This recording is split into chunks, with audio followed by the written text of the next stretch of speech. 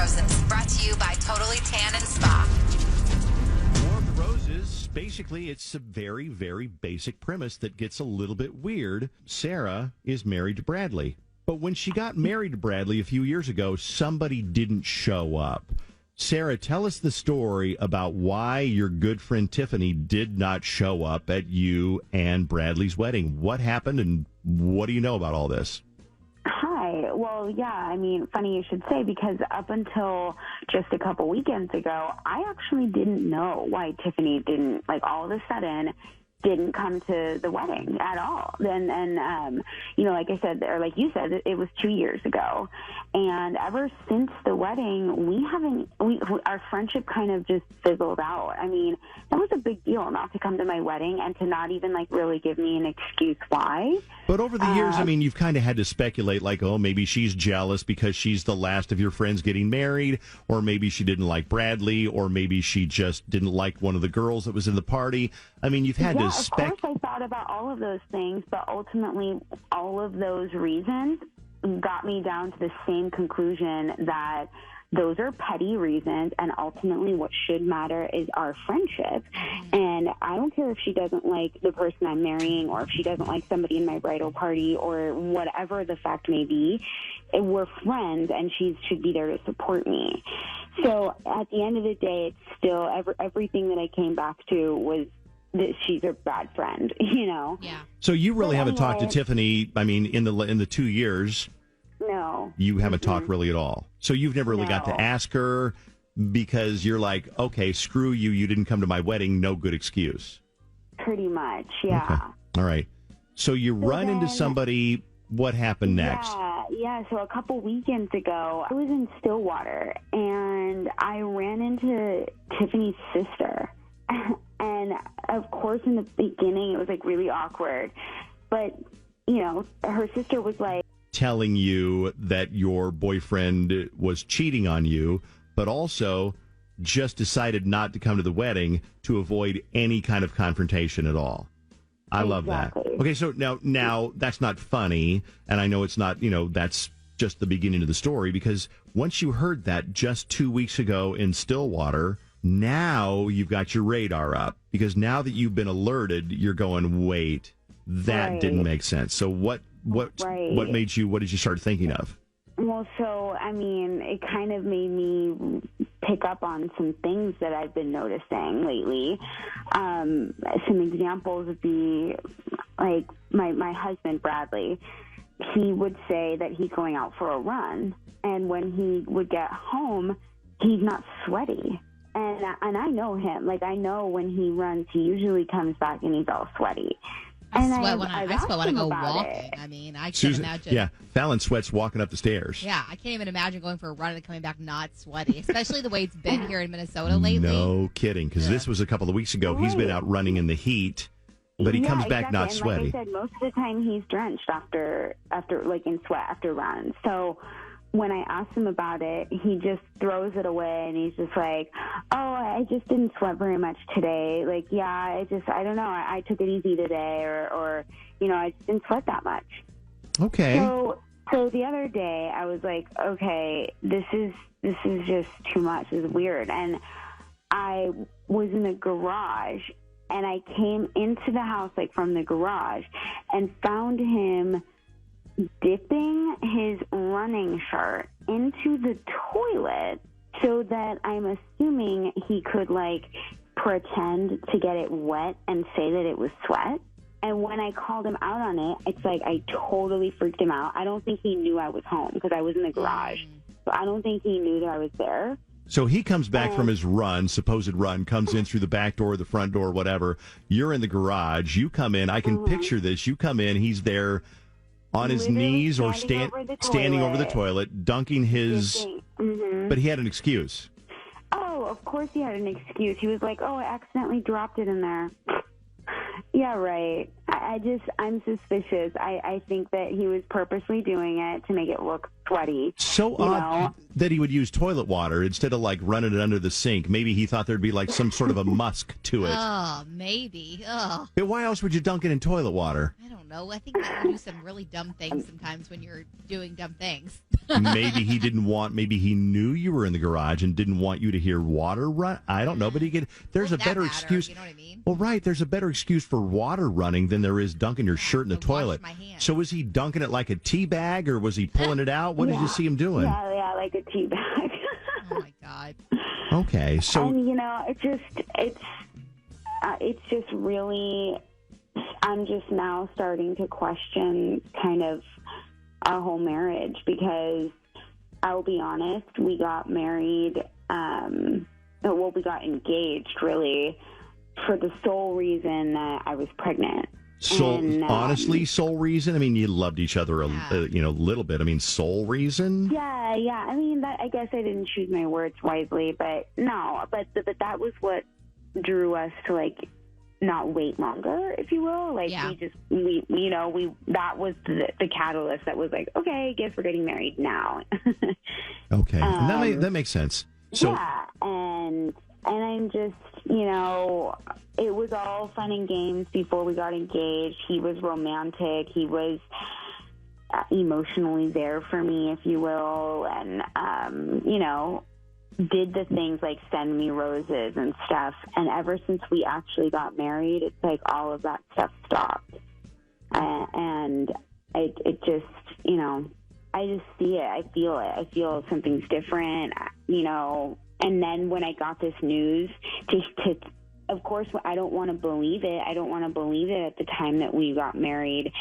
He was cheating on me. But after seeing, like, the signs that I'm seeing now, it makes me wonder, like, is he cheating on me again? There's something fishy. Person? I mean, usually there's got to be something that Tiffany knew for her to so strongly say, I'm not going to the wedding. Because if Tiffany didn't go to the wedding, it probably wasn't just one rumor or one whispering friend. She probably saw him or knew or he told her. Yeah, or he hit on her. But I'm like, the not being romantic and roses thing, I can look past that part personally. Just I'm like, you guys have a new baby, and it's not an excuse, but the beginning part of having new kids, I mean, I'm in the middle of that now. It's like you're trying to survive. You're trying to do it right, get sleep in. Sure, and that's what I've always said to myself to make myself feel better. Yeah. Oh, it's just because of right now. Oh, it's just because of the situation we're in. Like, that's what I always tell myself to kind of put a Band-Aid on it. I get that. Isn't it funny what we tell ourselves when something's wrong? Yeah. We'll tell ourselves that everything's okay. Mm-hmm. All right. Yeah. Well, yeah, and so then hearing this news a couple weekends ago was just it just kind of put a light bulb on that was like, oh, now I'm scared, Now I'm actually worried. Now I'm actually questioning this. I don't blame you. Well, here's what we can do. We can call Bradley and we can give him, like the ploy where we say, hey, we're so-and-so company calling and we're going to do a survey. And if you'll do the survey, we'll send you the roses or you can have roses sent to anybody you want to. Well, I mean, the only choice really is you. But if he sends them to somebody else, then we'll know something's up.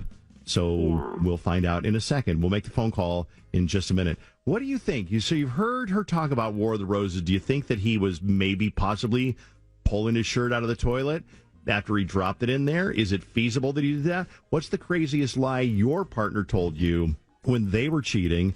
What do you make? Do you think what do you make of this whole thing? Is he cheating with somebody else? Did she just misinterpret the whole thing? And should Tiffany have gone to the wedding? There's so many things to talk about, Fallon. I agree, Dave. There's so many different little tidbits. To me, I feel like Tiffany should have sucked it up and gone unless he hit on her. Or if she had tried to tell her and she ignored it, then I could understand being like, I'm not coming. I tried to, but not telling her and not coming seems very extreme. It would be really weird to be at a wedding where the groom had just hit on you 2 weeks before, wouldn't it? Yeah, and part of me, from what I said earlier about not telling Abby, part of me thinks I would tell her. Because I'm so close to her. Right. It's not like a casual acquaintance. It's like my best friend. I feel like I would have to tell her, even if it turned on me. Okay, we'll make the phone call next. What do you think? Text us at KDWB1. That's 53921, or you can call me at 651-989-KDWB. Okay, let's get back to it. What is going on War of the Roses? Her best friend did not come to her. One of her best friends, not her best friend, because her best friend would have been in her wedding party. Yeah. But one of her friends didn't come, and she found out because she knew that he was cheating the whole time. She found this out when she saw her friend's sister in Stillwater this past weekend. So, is he cheating? Well, she's all like aware now, and she's like, I'm gonna start looking at everything. Well, then he goes out running. His shirt doesn't come back sweaty, so she busts him dunking his shirt in the toilet. And here's a text message, Fallon, that says it all. If you catch a guy in a toilet, something sketchy is definitely going on. It's probably true. Someone else, though, said, honestly, that would be so stupid to dip it in the toilet. It could have been on the back and fell in. Which is, I think, kind of what he said. He dropped it and fell in. One text says, I think he was cheating on her with Tiffany. Yep. Another one text says, KDWB153921 says, I did not go to my best friend's wedding because I didn't like her husband, and I still don't. I don't support their marriage. He's controlling. Someone said, I would definitely tell my friend. I totally believe in honesty no matter how difficult. I also would go to the wedding and smirk at the groom, knowing I just exposed him. Wow. All right. We have two people on the phone, Dave, Tanya and Sam. Let's talk to Tanya first here and find out what your take is on War of the Roses. I want to hear everything about the toilet tank or whether he's cheating or the best friend should tell it. What do you think, Tanya? I think she should tell her. I made the mistake. I didn't tell my sister that her husband hit on me on the day of their wedding.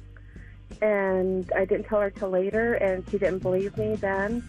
But he ended up leaving her for somebody else a few years later, but he was cheating the whole time. Wow. Hit on his bride's sister the day of her wedding? That is. Yeah, and I was in the wedding, so I had to be there. What a Wow. So kidding. Thanks, Tanya. Sam is on the phone with her take on the whole thing. What do you think about this, Sam? What's going on? You already got it in a text, but I think he was sleeping with Tiffany. I think that's why she didn't go. I mean, doesn't seem like she was that close with a friend, or she would have been in the wedding. So she felt guilty about sleeping with the groom before the wedding. Yeah, I can totally So see it's that. possible that she is, wouldn't that be crazy? Yeah. You could be right, Sam, because what if he was sleeping with Tiffany, in good conscience, she could not go to the wedding and sit there and watch the whole thing. My only argument to that is I can't imagine her sister would say that he was cheating then, because the sister would probably know that it was with her. That's a good point. Could So I be. feel like she wouldn't bring that up. I don't know. Let's make the phone call. Here we go. Let's find out.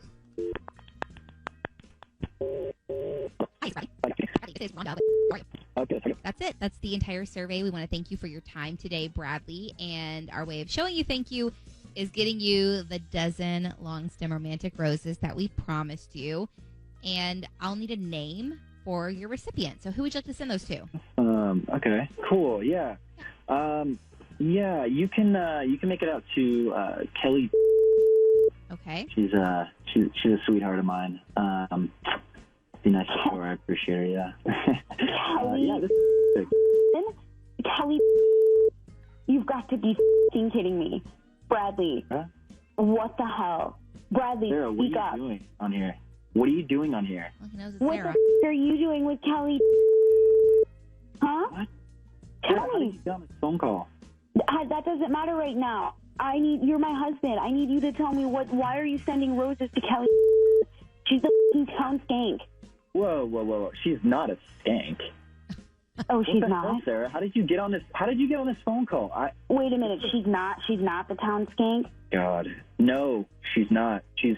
Why are you absolutely not. defending her? What's going on between you two? Listen, Sarah, I don't know what you want to hear from me. I don't. I want you to tell me the truth. Why are you sending roses to her and not to f***ing me, your wife, the mother of your child? Okay, I don't know what you want to hear from me, Sarah. Like, I don't know how. Okay, how did you get on this? How did you get on this phone call? I still don't understand that. Like, what? Yeah. Like, I think Fallon, do you want to explain how he got on the phone Sure. call? She got on the phone call? Yeah, go ahead, Bradley. Fallon. I'm speechless. I'm who you were talking to earlier. My name is Fallon. I'm on a radio morning show with Dave Ryan, and we do a thing called War of the Roses, where we call and see who you'd send roses to because your wife, Sarah, was suspicious. She was suspicious because she caught you dunking your shirt in the toilet the other day to make it look wet because she was like, hey, why aren't you sweating when you're out on runs?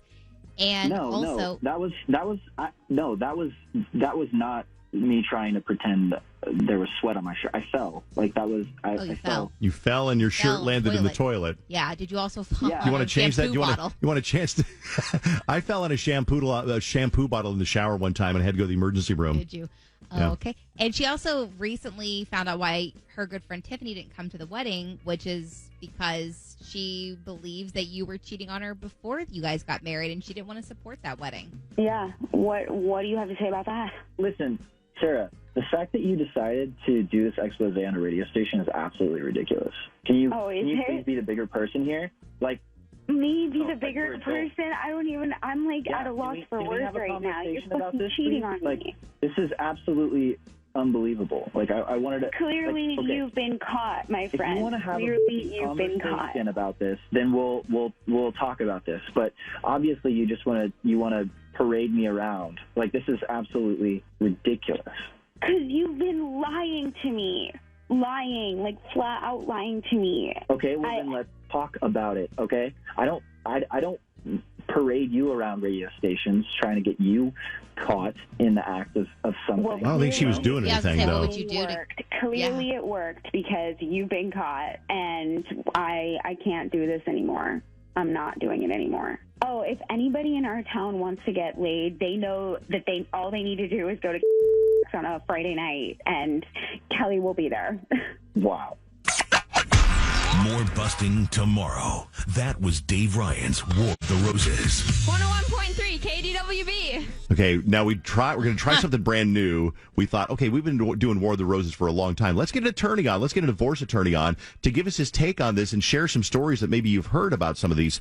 Jonathan Fogel, Legal Eagle. If you want to get divorced, you don't want to look across the courtroom and see Jonathan Fogel on the other side. You'll be like, okay, I'm going to give up. Wait, is Legal Eagle is that what he goes by? No, that's what I call him, but Legal I like Eagle. that. I like it too. I've never heard Okay. of that. Jonathan, you can take that. You don't even have to pay him for it. That's my handle on Instagram now. What was your takeaway, Jonathan? Family lawyer, family law practice, Fogel, FogelFamilyLaw.com. What's your takeaway on this? Well, one thing that jumped out to me was this idea that, after they got married, he stopped sending roses and being romantic and things like that. There's a way that you can actually write something into a prenuptial agreement before you get married that requires your spouse to continue to send roses or to continue to do things after you get married. So you can write in, prenups aren't just for like rich and famous movie stars or rich people. You can write in, what are some of the things you've heard people write into a prenup, Jonathan?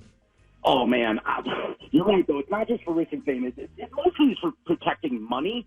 When people get divorced, so if you have non-marital money or something like that. Yeah. But I've seen people add things like, we have to live within a certain mile from our in-laws, or the in-laws can't come over more than a certain amount of time. Or I've seen one where the husband may ask that the wife maintain a certain body mass index. Oh, God. That's awkward.